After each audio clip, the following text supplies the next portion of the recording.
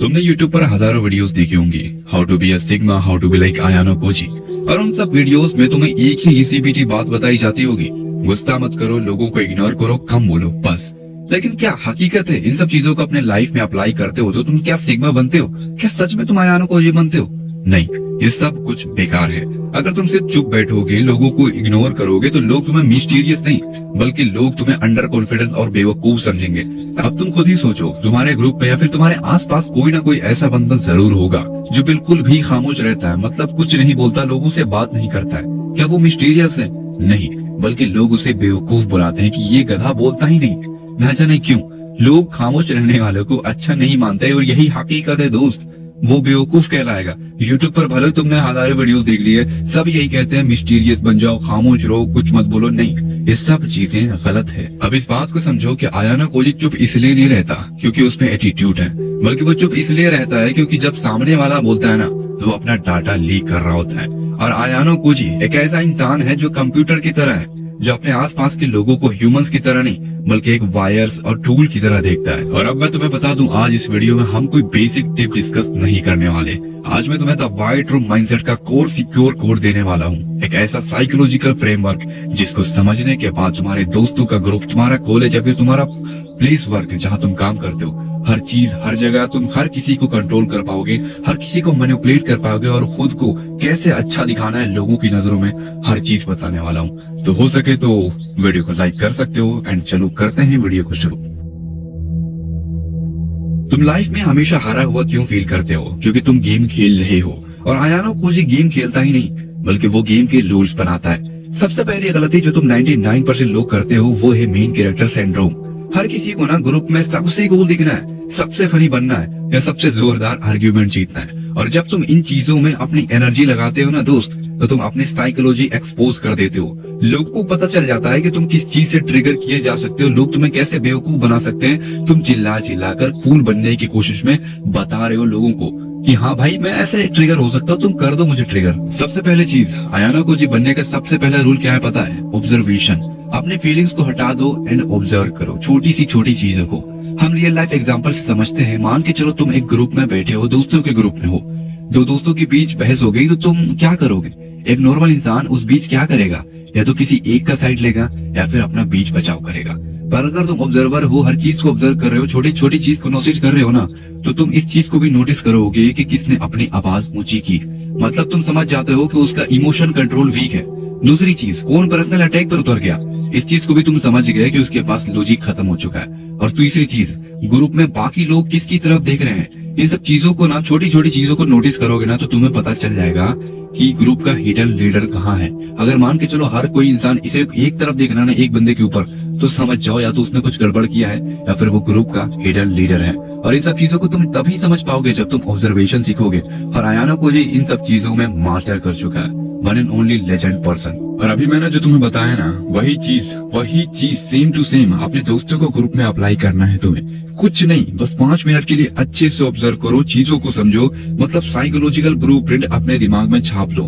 कौन बंदा कैसा है, क्या करता है, और लिटरली मैं लिख कर दे सकता हूँ। तुम सामने वाले बंदे को इजीली मैनिपुलेट कर सकते हो। अब चलो मैं तुम्हें एक टास्क देता हूँ और इस चीज को तुम्हें जरूर करना ही करना है, बिल्कुल मत छोड़ना। क्योंकि मेरी वीडियोस देख रहे हो, समझ रहे हो या फिर नहीं समझ रहे हो, ये चीज तब समझ में आएगी जब तुम अपने रियल लाइफ में अप्लाई करते हो।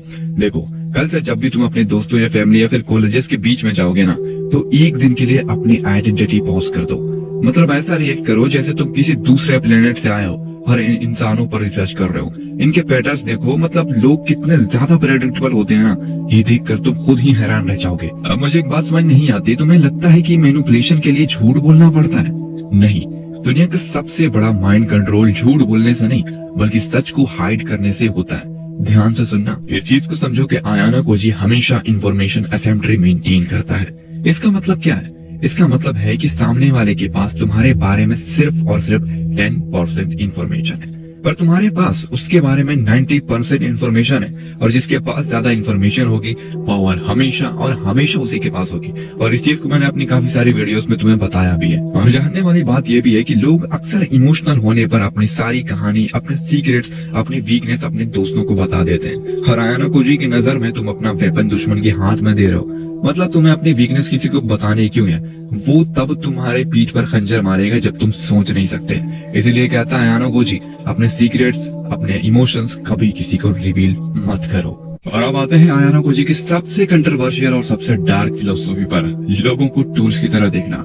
हाँ, सुनने में ये थोड़ा सा विलन की तरह लगता है, पर हकीकत में ये दुनिया का सबसे बड़ा सच है। और अगर तुमने ये समझ लिया ना दोस्त, तो मैं लिख कर दे सकता हूँ, लोग तुम्हारे लिए काम करेंगे और उन्हें ऐसा फील होगा कि वो खुद के लिए कर रहे हैं। इनडायरेक्टली मैं ये कहना चाहता हूँ कि लोगों को पता भी नहीं चलेगा और वो तुम्हारी गुलामी करेंगे। मेरी इस बात को समझो कि आयाना कोजी किसी को भी फोर्स नहीं करता अपना काम करने के लिए, वो लोगों की इंसेंटिव्स को मैप करता है। हर इंसान किसी ना किसी चीज का भूखा होता है, और जरूर होता है। किसी को रिस्पेक्ट चाहिए, किसी को पैसा चाहिए, किसी को अटेंशन चाहिए, या फिर किसी को वैलिडेशन चाहिए। बट एक नॉर्मल इंसान बस इतना ही सोचेगा कि मैं सामने वाले बंदे से अपना काम कैसे निकलवाऊं, मैं करूँ तो करूँ क्या। लेकिन आयाना कोजी वो ये सब नहीं सोचता, बल्कि वो सोचता है कि इस इंसान को लाइफ में क्या चाहिए जो मैं इसके सामने चारे के तौर पर रख सकता हूँ और ये मेरा काम करे। अब एग्जाम्पल के तौर पर मान लो तुम्हारे क्लास में या फिर कॉलेज में एक बंदा है जो पढ़ने में बहुत ही ज्यादा स्मार्ट है, बट उसके अंदर सोशल स्किल नहीं है। उसको लोग इग्नोर करते हैं, उसको चाहिए असल में वैलिडेशन और इम्पोर्टेंस।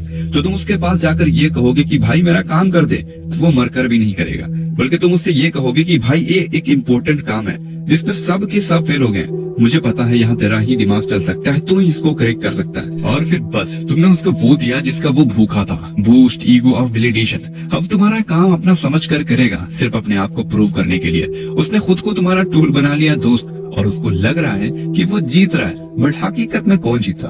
तुम, सिर्फ और सिर्फ तुम। अब इसी चीज को तुम्हें रियल लाइफ में अप्लाई करने के लिए ना तुम्हें एक नोटबुक लेनी होगी। अपने सर्कल के टॉप 5 लोगों के नाम लिखो, हर नाम के आगे उनका सबसे बड़ा इनसिक्योरिटी और उनकी सबसे बड़ी डिजायर लिखना। तुम्हें पता चल जाएगा कि किसको किस बटन से कंट्रोल किया जा सकता है। हाँ, मैं जानता हूँ ये थोड़ा सा डार्क लग सकता है, पर रियलिटी यही है कि सोसाइटी ऐसे ही चलती है, या तो तुम प्लेयर हो या फिर किसी और गेम के प्यादे। और आयाना कोजी को ये चीज बहुत ही अच्छे से पता है कि अगर तुम क्लास के टॉपर या फिर बॉस के गुड बुक्स में आने के लिए सबके सामने हीरो बनोगे ना, तो तुम दूसरों की आंखों में खटकने लग जाओगे। तुम्हारे दुश्मन बन जाएंगे वो लोग, और कौन कहाँ से गोली मारे तुम्हें खुद भी पता नहीं चलेगा। और हाँ, ये गोली वाली बात बस एग्जाम्पल के लिए था। अब मेरे इस बात को ना अच्छे से समझना, आयाना कोजी ना प्रॉक्सी का यूज करता है। वो किसी और को आगे करके अपना रिजल्ट निकलवाता है। इसको इंसेप्शन टेक्निक कहते हैं। देखो, तुम्हें किसी से अपनी बात मनवानी है, पर अगर तुम डायरेक्ट बोलोगे तो वो सीधा सीधा मना कर देगा। किसके चक्कर में? ईगो के चक्कर में। तो तुम उस आइडिया को सीधा नहीं दोगे, तुम उस आइडिया को छोटे छोटे टुकड़ों में उसके आगे फेंकोगे। और जब वो सारे टुकड़े मिलाकर एक आइडिया तक पहुंच जाएगा ना, तो उसको लगेगा कि वो उसका ब्रिलियंट आइडिया है, बट वो आइडिया सिर्फ और सिर्फ तुम्हारा था, जो तुमने छोटे छोटे टुकड़े में करके फेंका था। और भाई साहब क्या कहूँ, मतलब वो काम भी करेगा, बहुत मेहनत करेगा, किसके लिए? खुद के लिए। बट जीत असल में तुम ही रहे हो, क्योंकि वो टुकड़े तुमने ही फेंके थे। बाकी आई होप कि तुम्हें वीडियो सही लगी हो। मिलते हैं नेक्स्ट वीडियो के साथ, तब तक के लिए टाटा एंड बाय बाय।